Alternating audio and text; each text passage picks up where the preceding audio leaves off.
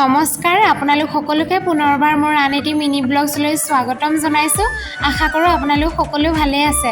আজি হৈছে গোসাই বিহু আৰু মই ঘৰলৈ যোৱা নাই, যিহেতু মোৰ ৰুমত স্নেহা মেম আৰু সন্তোষী বাক আজি ভাত খাব মাতিছোঁ। সেয়েহে লৰালৰিকৈ ৰাতিপুৱা উঠি বজাৰ কৰিব গ'লোঁ। যিহেতু আজি বৰ গৰম পৰিছিলে, মই আমুল কুল খাই ভাল পাওঁ, সেয়েহে আমুল কুল এটা লৈ আহিছিলোঁ আৰু আমুল কুলটো খাই লৰালৰিকৈ বনোৱা মেলাত লাগিলোঁ।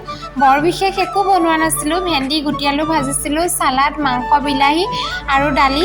আৰু আজি মোৰ মনটো খুব ভাল লাগি আছে, কিয়নো মায়ে ঘৰৰ পৰা এটি টোপোলা দি পঠাইছে। টোপোলাটিত চাদৰ মেখেলা, পিঠা পনা আৰু চাউল অলপমান এনেকৈ দি পঠাইছিলে। এই টোপোলাটি লৈ আহিছিলে আমি সৰুৰে পৰা একেলগে ডাঙৰ হোৱা বিশ্বকৰ্মান। সিও আজি পুলিচৰ ট্ৰেইনিং শেষ কৰি পিনি ধুবুৰী ৰিজাৰ্ভত জইন কৰিছেহি।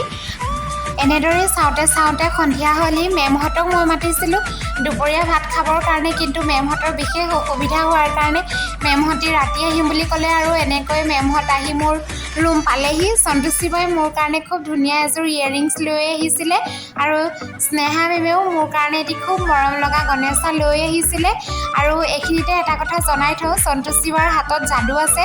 সেই সন্তোষী বাৰ হাতৰ যাদু আপোনালোকক সময় পালে কেতিয়াবা দেখুৱাম।